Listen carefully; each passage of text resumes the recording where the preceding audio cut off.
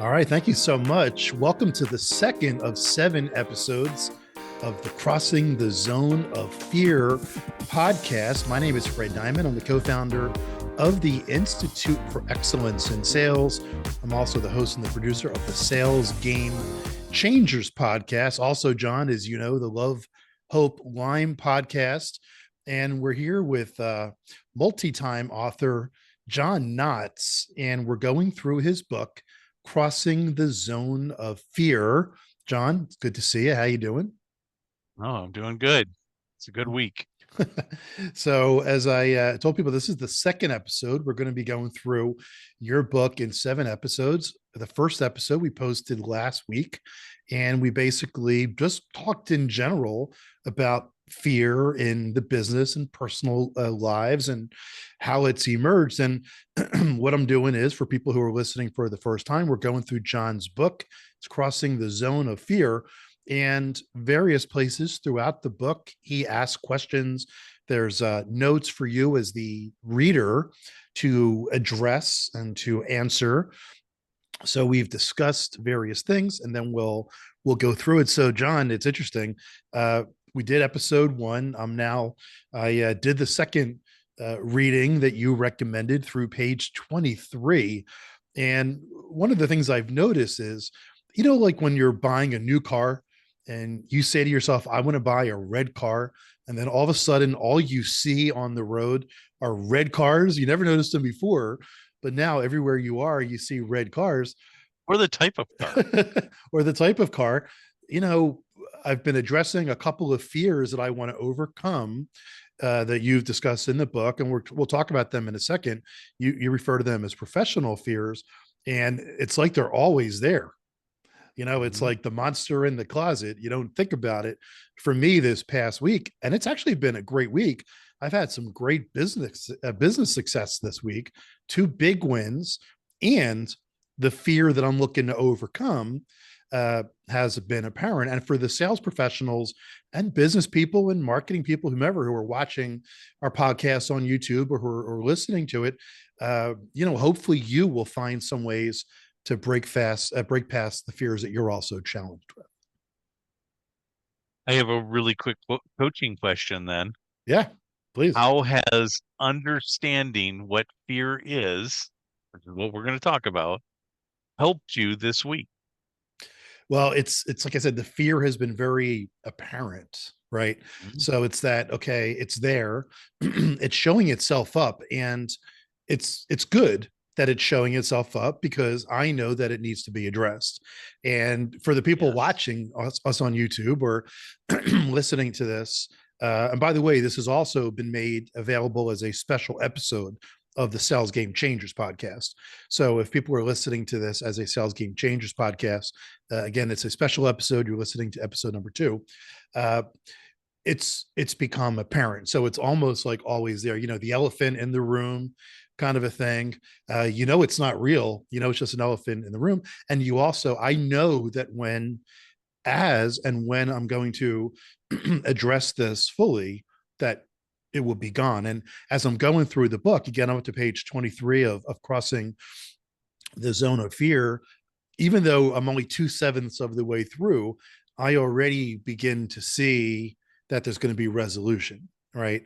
And by what you've written so far, I'm identifying why it's there, and I always knew it's there. I always knew it's it's able to be overcome.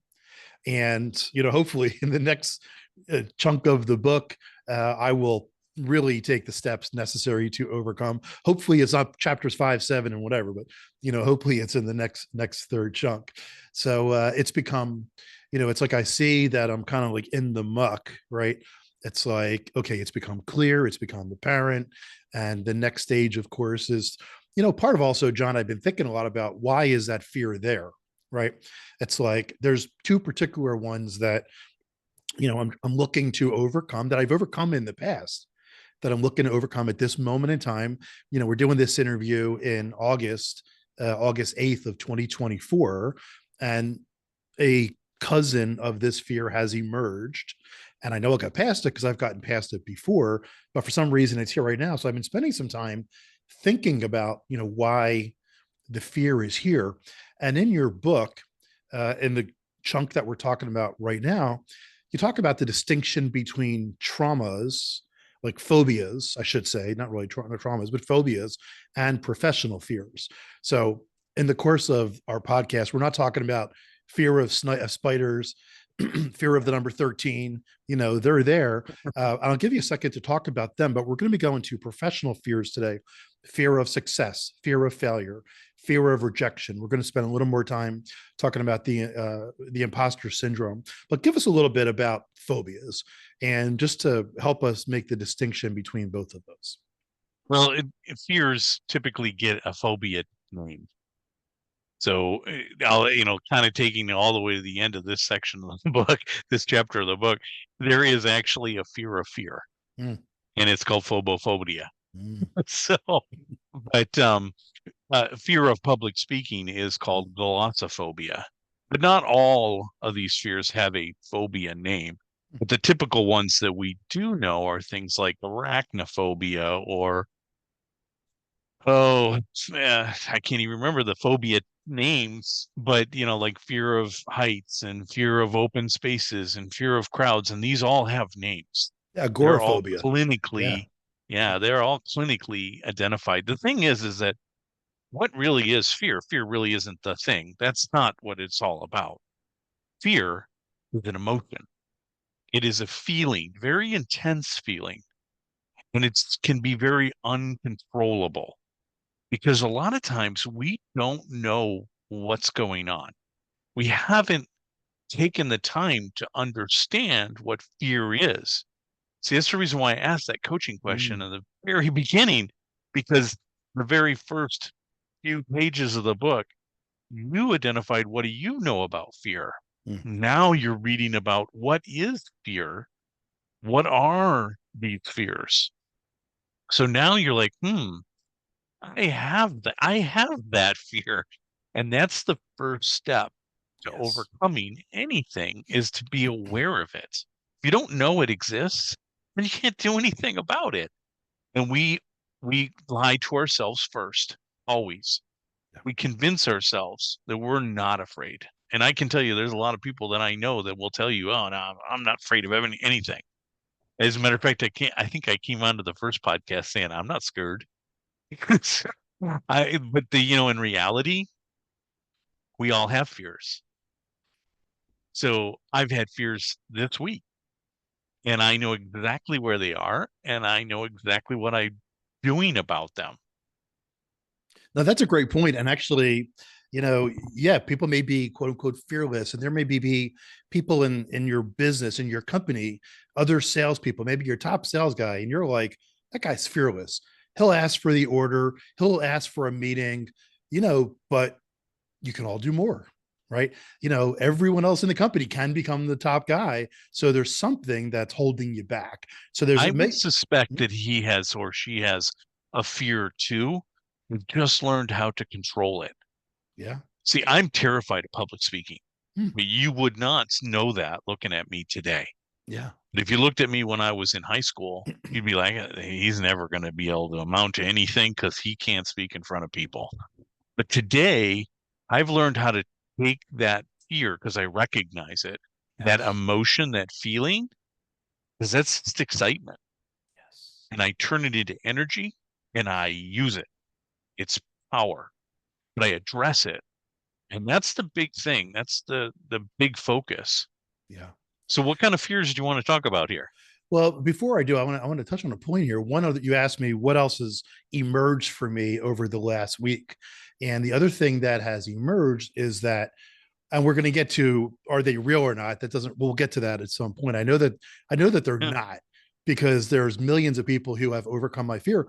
And one thing that's become clear to me is, okay, what I'm fearful of, no one else in the world is even thinking that Fred Diamond is afraid of that. Right. What I'm saying? No one else is sitting around. You and I are, I'm sitting there, stopped doing something particular because it's a fear and it's stopping me for reasons we're going to talk here in the next bit of the podcast. But there's not one other person on the planet who is sitting around, and I have tons of friends, and I have a lot of partners and a lot of clients, and I have a lot of people who love me, and people in various worlds who are very fond of me. No one is sitting around right now saying, gee, I wonder why Fred is afraid to do X, or even, gee, I think Fred is afraid of this particular thing, or gee, I think John Knotts is afraid of speaking, right? No one else is remotely even, it's not that they don't even think it, they're not even thinking to think it, So maybe you want to chat about that for a second. Every fear that we have is personal. Now, if you're like a well-known celebrity, maybe people are analyzing you and commenting on you and all those kinds of things. That's not really what I'm talking about here. But for the people But we listening, think they are. yeah, but the people listening to today who are working about, how do I get past my fear of, you said, speaking? And that is a Mhm. big sales thing, because you need to be able to speak. You need Yes. to be able to speak in front of a room. And if that's holding you back, then you're going to be in big trouble. So talk about that for a second. Talk about how, before we get into a couple of these professional fears, talk about the fact that the fear is personal. It is very much personal. And the thing is you're exactly right. We tend to think that everybody is looking at us in a microscope. So we're afraid to even talk about our fears. Nobody wants it's quiet. See, I'm going to actually share some fears tonight that I had this week, and they could be really debilitating, and I didn't let them.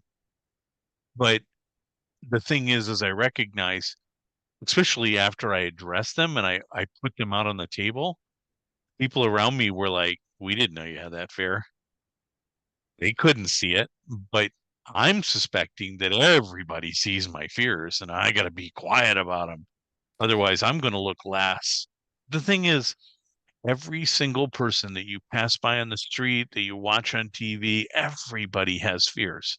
Yeah. The moguls in business, the Elon Musks of the world and the Bill Gates of the world. I know they have fears Yeah. and I they want to ask, just learn to deal with them. and I want to ask you, I want to tell a little quick memory I have. Then I want to ask you specifically, why don't you might as well talk about him here, because everybody is sitting around wondering, the guy who wrote a book about fear, right? He probably doesn't have any fears, but you just mentioned your fear of speaking. I want to address one of yours, but I remember I worked for a company in Detroit, your hometown. It was the late 90s, or a suburb of Detroit. And I was with a large company. It was a $2 billion software company called CompuWare. And the group that I was in was three companies that came together to form a division. Very common. Software company acquires smaller companies all the time. Mhm.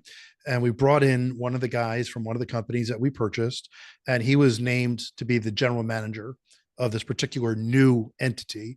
And I was the marketing director for the entity. And he was a bright guy, very smart guy. And I remember I was in a meeting with him. We had a particular challenge, and we were new, right? Even in the industry, what we were looking to create hadn't been done before. Now, it wasn't a humongous thing, but it was a thing. And a lot of us were hired to help the company grow into this new space. And I remember I was sitting in his office. We had just had a meeting, and I said, what's your plan? What are we going to do here to move to the next stage? And he said, I have no idea. And I remember thinking, okay, this guy who is very successful, it was a new challenge. And I remember he said, I have no idea. And my first thought was like, well, you're supposed to have the idea. Then my second thought was, good for you for acknowledging that you didn't have this idea. I don't know if he drove home every day scared to death that he was going to be exposed. We're going to be talking about imposter Yeah. syndrome. And you know what? We figured it out. He was a great leader. So he didn't know what to do for a year. There was time we had to bring people together. We had meetings and we had strategy sessions, and we hired some consultants, and we eventually came up, with a reasonable plan that had some degree of success. So yeah, I mean, you're wondering, you think your boss knows everything, your leader, they've been through some stuff, but especially right now, again, we're doing today's interview, the second episode in August of 2024. There's war around the world. There's the market crashed a couple of days ago, came back Mhm. up as we expected that it would. Companies like Intel and Dell have just announced a lot of layoffs, 15% of Dell, 15% of Intel. So there's a lot of uncertainty, the Middle East, et cetera, all those things. So you had alluded to the fact that you had a fear that came up for you this week. Let's talk about it. And then let's talk about fear of failure, fear of success, and a couple of the other professional fears that you talk about in the book. Well, it's one of the fears that's actually in the things that we'll talk about. And it's one of the ones that I think you wanted to talk about. And that's the fear of judgment. Hmm.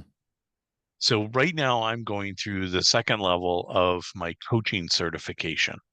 And this is an intensive course. It's basically Monday through Saturday, 8 hours a day, with a group of us on Zoom. And we've got two instructors in there. They're master coaches, and they're just excellent. And this is there's a bunch of follow-on activities. They always have this thing called a practicum. A what? Practicum. Okay. Okay, so it's basically a practice session. And in this practicum, one of the coaches, the master coaches that are teaching this, are going to watch you coach one of the other people that are in your program. Now you don't even know these people when you start out. You know nothing about them. So you have no relationship or anything. But yet you're going to be evaluated under the microscope. And it was interesting because the second day, the one of the two coaches mentioned about these practicums are designed to be for you to just try whatever, to go crazy. Whatever we're teaching you, you can just try it because you can't fail. Yeah, we're going to give you some things to work on and we're going to tell you what we think you did, but you can't fail. And, I stopped the conversation and said, no one has ever said that. Mm. And every time I go into a practicum, I am fearful of judgment. Mm.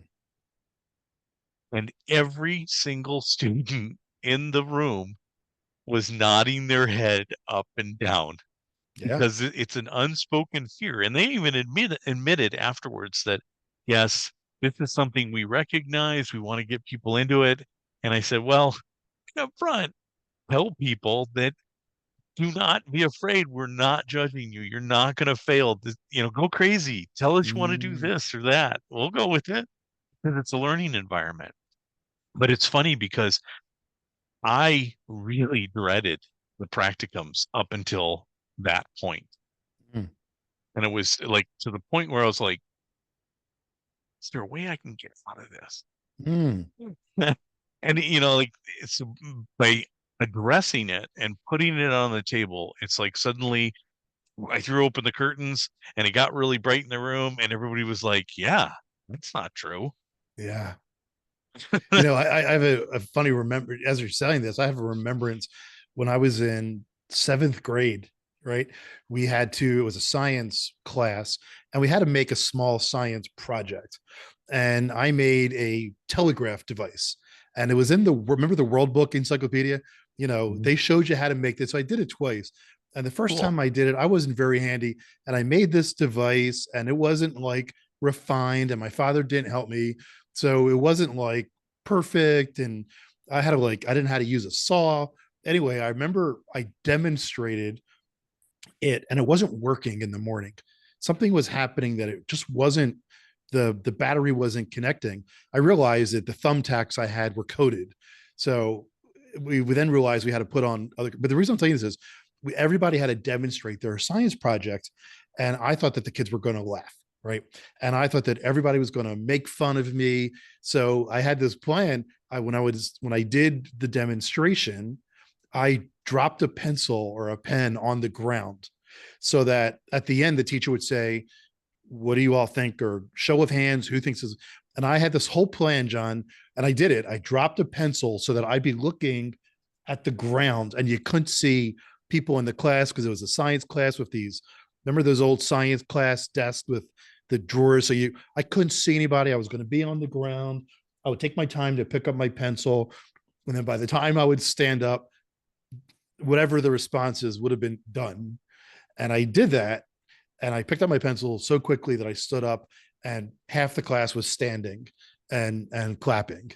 And I remember thinking like exactly what you're kind of talking about. I was like about not showing up. I was like, I'm gonna keep. You even see people do that too. They present and they put their heads down, and then they Mhm. lift up and they see people cheering because they're afraid of that. All right, enough about my story. So Well, you talked about this with salespeople that won't go and ask for the sale.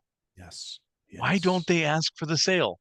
Because they're afraid. There's three things that are very related: yes, rejection, yes, criticism, and yes, judgment. yes, And these things lead to us not doing something because we're afraid of what's going to happen. And yes. that going to happen Ah, is false evidence appearing real because yes, it's in our head. We believe, just like you believe, just like I believe that this is going to happen, and it's not. But until you actually like reveal it and then put it out in the world and say, you know what, this is what I'm afraid of, you will go, that ain't going to happen. It's silly. but you know what? Even if it happens, okay, you're not going to die, right? I mean Yeah. that comes up. Yeah. So, what's the worst thing that can happen to you is, when I was a consultant, I would have like 3 or 4 to 5 clients at a time, and if I lost a client, it was a big chunk of money usually, and Mhm. there was a big fear of losing a client. Now, the Institute for Excellence in Sales, we have more participants, so the revenue sources have spread out. So if for some reason a company doesn't join after we made a proposal, okay, what do I need to do to get them to join? Or why didn't they join? And what do we need to do for the next X number of things? I had an exercise that I went through that changed my life, which I'm not sure you could tell me which of the fear this fits into, but I did an analysis, John, about 3 years ago of how I talk to myself. And I used to keep a lot of journals and I used to leave a lot of messages on my iPhone. And one day, it was almost 3 years ago to the day, I went back and I read every journal and I listened to every voice message. And I noticed one of the things I would do is I would say, hey, you got IBM as a customer today. Why didn't you get Microsoft and Oracle? What are you doing wrong? What's wrong with you that you got just IBM and not Microsoft and Oracle? And I kept reading this over and over again. And I'm like, Mhm. well, that's not good. That's not very healthy. And I shared it with a friend of mine who's a coach. And she said, Fred, she said, why did you talk to yourself like that? She said, you don't talk to anyone else like that. You don't talk to me. You don't talk to Mike. You don't talk to Sue. And I changed my speaking to myself. And it was probably the greatest thing I ever did. And I've talked about this on a bunch of my LinkedIn posts that, you've seen and you shared. I'm just kind of curious, like back to your professional fears, what would the fear, which one would that be? Saying maybe it's the fear of rejection. I don't know. Maybe fear of success. I don't know. Which do you think that would fit I in? think there's part fear of success, Mm, but I think there's also there's a fear of being out of your league. mm, And it is quite possible that you're like, like I'm not playing in the leagues that I should have them. mm, This was a fluke mm. and I don't really deserve this. Which then those see like imposter syndrome, fear of public speaking, those aren't like individual fears. Mm. That's actually multiple fears that are being layered. And this is why fear is complex and multifaceted Yeah. because when you have like fears like that, then you're dealing with multiple issues. Mm, And it's hard to like pinpoint specifically I'm just feared. I'm afraid of failure. mm, It's not that simple. We do equitherapy here. My wife mhm. and I, we own a horse farm and we do Yeah. equitherapy for veterans that struggle with post-traumatic stress. I talk about this at Yeah. several points in the book. Some of those people deal with both compound and complex fears Mm, or stressors, traumatic stress. mm, And what that means is compound means that they've been in situations that were super stressful repeatedly. mm. So that, they're just being constantly, you know, attacked by something, and they're in that stressful period for, excessive amount of time. Whereas complex is several different types of Mm. fears that are being thrust upon them.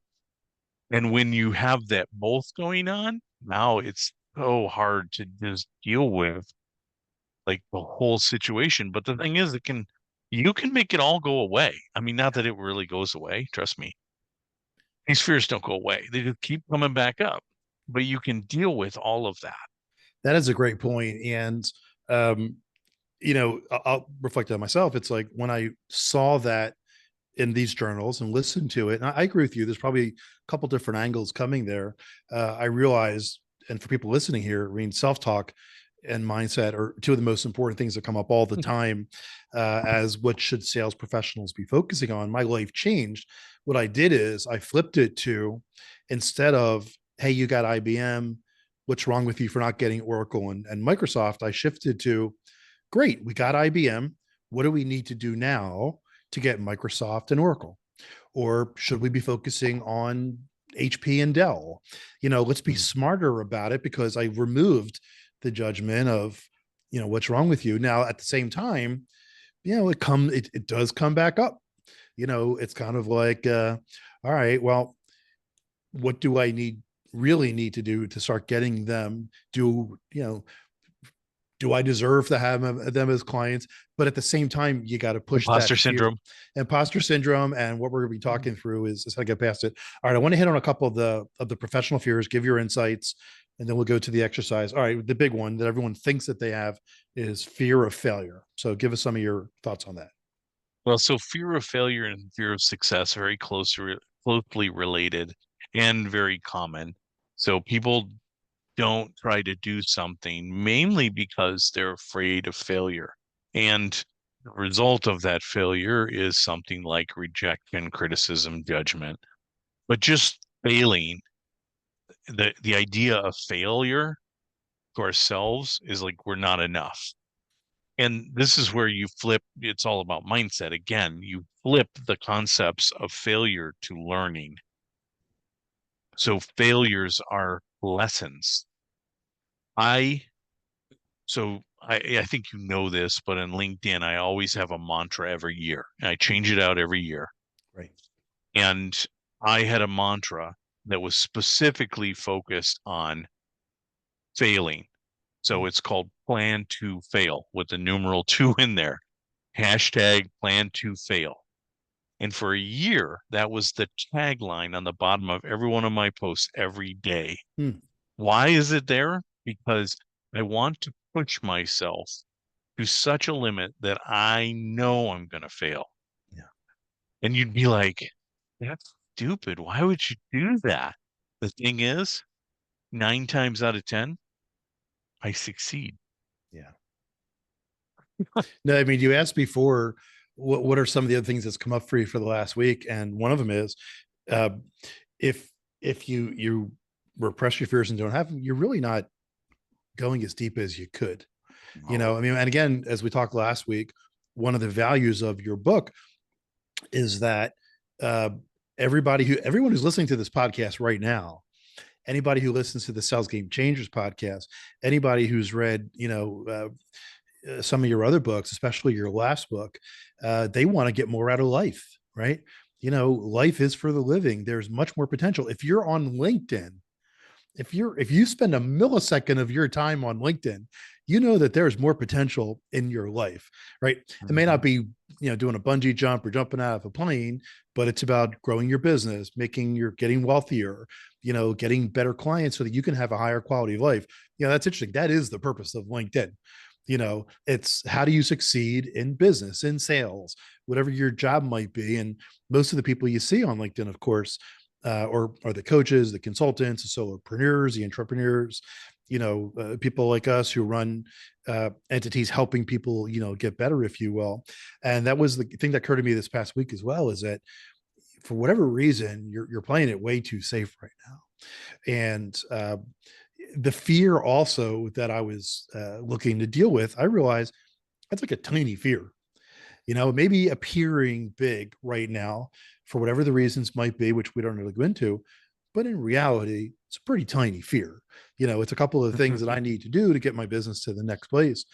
And once I address it and take care of it, then it's just going to be, what was I even thinking about? In a lot of cases, you do that. Talk about, let's fear of being out of your league. You did mention that before, Yeah.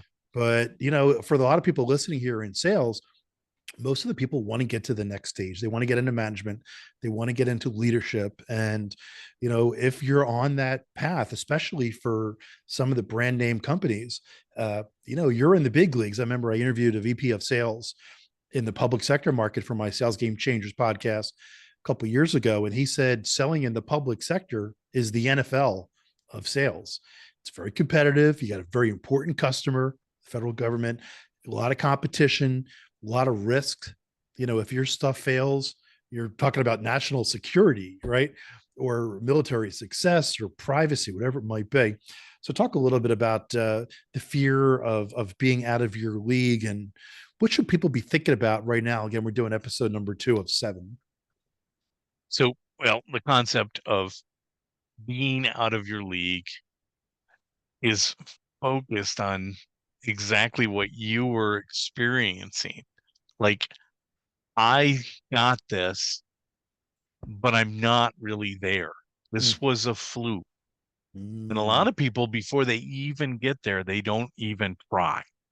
So one of the big ones is about promotions to management and leadership roles.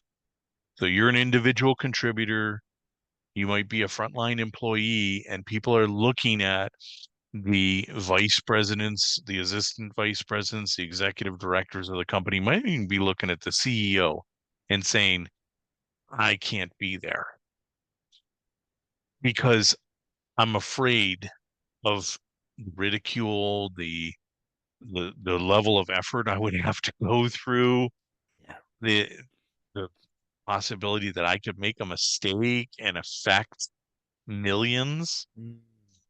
I would imagine that people, in some cases, look at some of these companies that are laying off thousands of people and are thinking, boy, I would never want that responsibility Yeah. because they're afraid that, they would have to be responsible for it. Now, the thing about this is that just because we say like false evidence appearing real, Yes. there are some instances where things can go wrong. Yes. And it's really about how you're able to deal with that. In fear of failure, if I fail in a company that is completely risk adverse Yeah. and I went and did something risky, Yes. I could get fired. Yes. So, and this is a reason why in work, a lot of people don't step out of their comfort zones Yes. and they don't do things because they're just like, oh, I'll lose my job. If it doesn't work, I'm going to lose my job. And that's where management really, I mean, like, this is a great book for managers to Yes. read and like, like, what am I doing to promote a, psychologically safe, emotionally secure environment? Yeah. And so you look at these fears and you go like, how am I promoting these fears in, to my people? Do they feel like they can actually fail and they're not going to get, you know, booted from the company? Do That's they? that is a great point. And actually, I mean, there are some companies where, not everybody's going to be a good fit. Again, at the Yeah. Institute for Excellence in Sales, we have 2 designations. One's called Premier Sales Employer. One is called Premier Women in Sales Employer. And there was a company that has been achieved those designations. And someone called me and said, that's like the worst place to work. I'm like, yeah, but if you understand their culture, and if you understand why the company is the way it is, it could be an amazing place to work.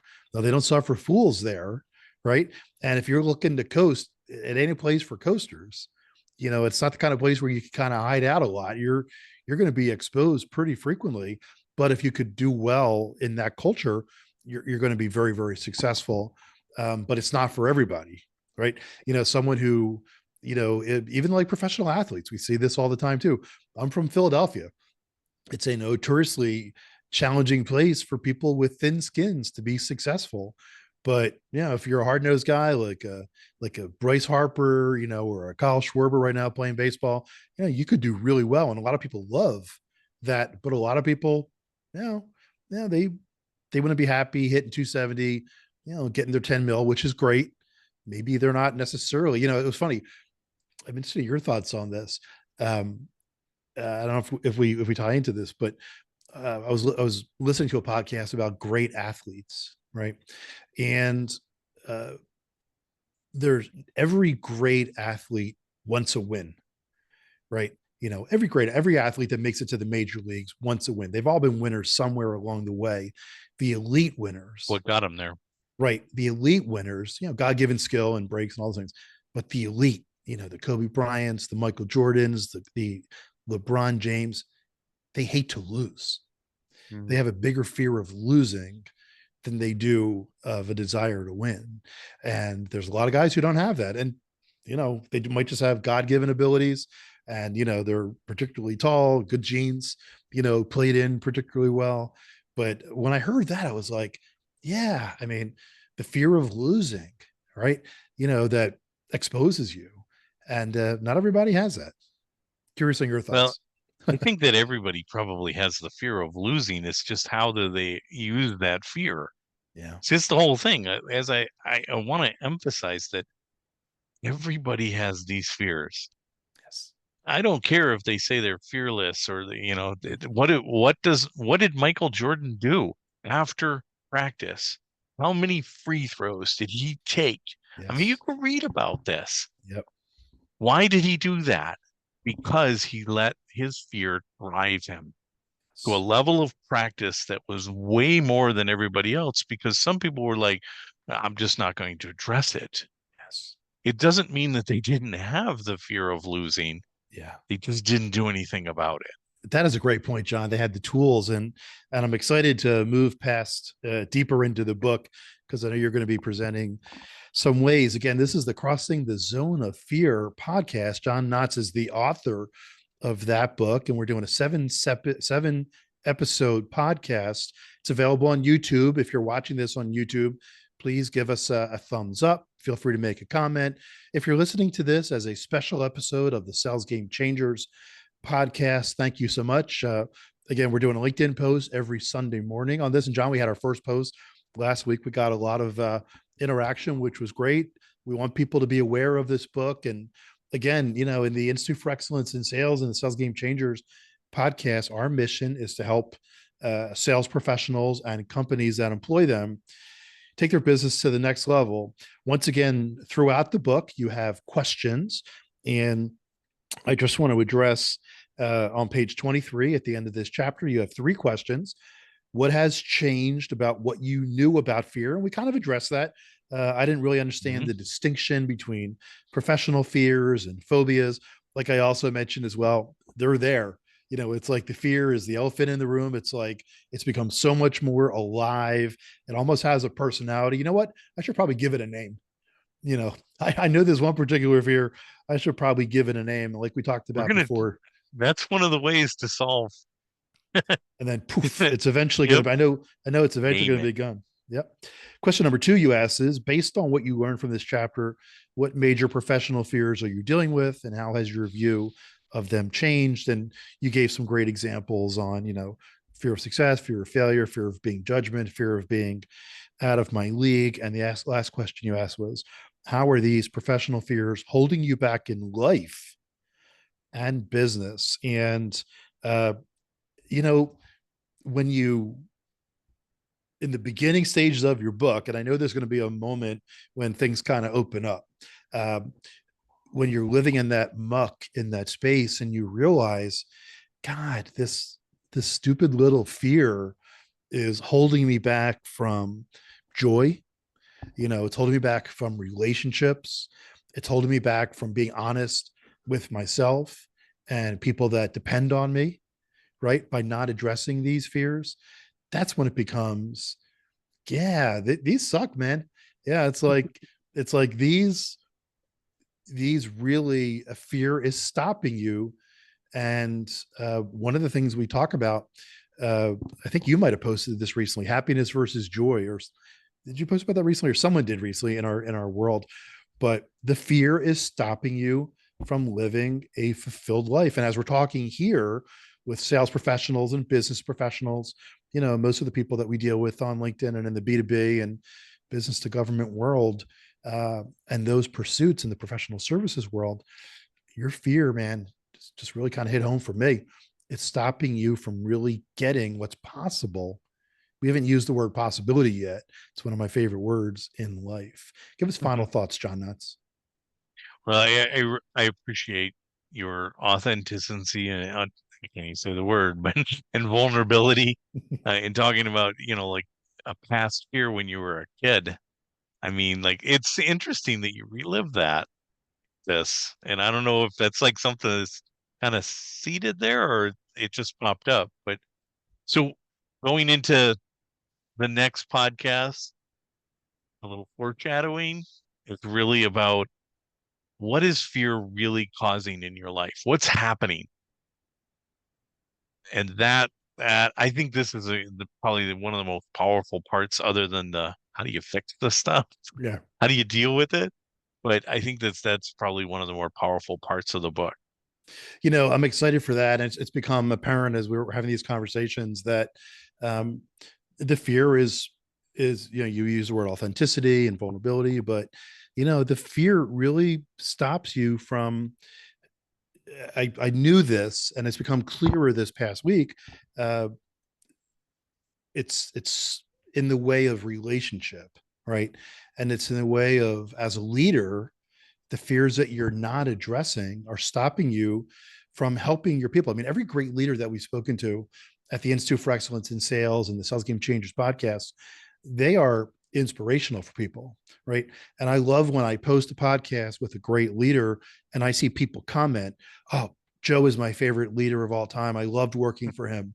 And you may not realize that all the time if you're Joe, because you're faced with challenges in front of you and what the fears might be. All right. Once again, I want to thank everybody for listening to today's Crossing the Zone of Fear. The book is available on Amazon. If you're not linked into John Knotts or to me on LinkedIn, please do so immediately.